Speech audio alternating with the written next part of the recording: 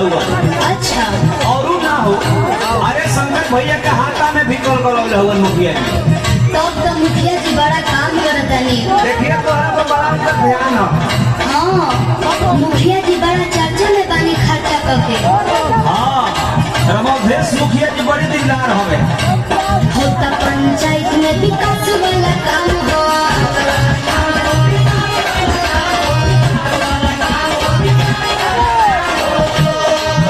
और जानता है भौजी का पहले बड़े का कइले बानी?